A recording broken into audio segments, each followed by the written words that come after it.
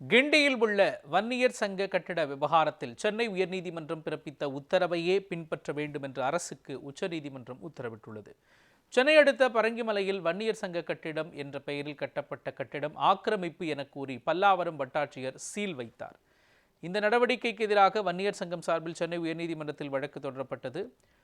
சுமந்தா காமினி என்பவரிடமிருந்து இந்த நிலத்தை வாங்கியதாகவும் தற்பொழுது அந்த கட்டிடத்தில் உயர்கல்வி படிக்கும் பிற்படுத்தப்பட்ட வகுப்பு மாணவர்களின் விடுதி செயல்பட்டு வருவதாகவும் மனுவில் தெரிவிக்கப்பட்டுள்ளது. நிலத்தில் இருந்து காலி செய்யும்படி அரசு அனுப்பிய நோட்டீஸுக்கு தடை விதிக்க வேண்டும் எனவும் இதில் தலையிடக்கூடாது எனவும் அரசுக்கு உத்தரவிட வேண்டும் எனவும் கோரப்பட்டுள்ளது.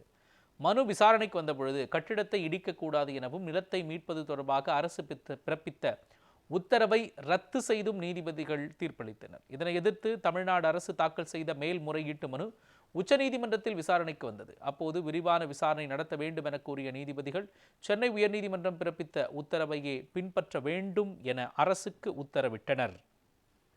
அப்பொழுது ஒரு அவசர வழக்காக தலைமை நீதிபதியிடம் முறையிட்டு அன்றே அந்த வழக்கு விசாரணைக்கு எடுத்துக்கொண்டு அதற்கு இடைக்கால தடையை நீதிமன்றம் விதித்தது. பிறகு அந்த வழக்கை முழுமையாக விசாரித்த பிறகு இந்த வழக்கின் இடத்தினுடைய உரிமையை கண்டோன்மெண்ட் போர்டு, தமிழக அரசு, இந்து அறநிலையத்துறை இந்த 3 பேரும் உரிமை கொண்டாடுகிறார்கள். தமிழக அரசு அதற்கு உரிமை கொண்டாடுகிறது.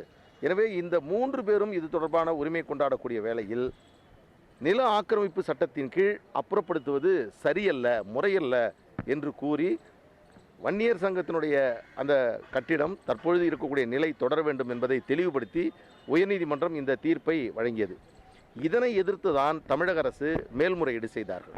இந்த வழக்கு விசாரணைக்கு ஏற்கப்பட்டு எங்களுடைய பதில் மனுகளெல்லாம் நாங்கள் தாக்கல் செய்து இறுதி விசாரணைக்காக இன்று நீதிமன்றத்தில் வந்தது. நீதிமன்றத்தினுடைய விசாரணை தொடங்குவதற்கு முன்பாகவே 3 தரப்பினர்கள் நீங்கள் உள்ளீர்கள். கண்டோன்மெண்ட் மற்றும் தமிழக அரசு மற்றும் இந்து அறநிலையத்துறை, அதோடு வன்னியர் சங்கத்தை சார்ந்தவர்கள்.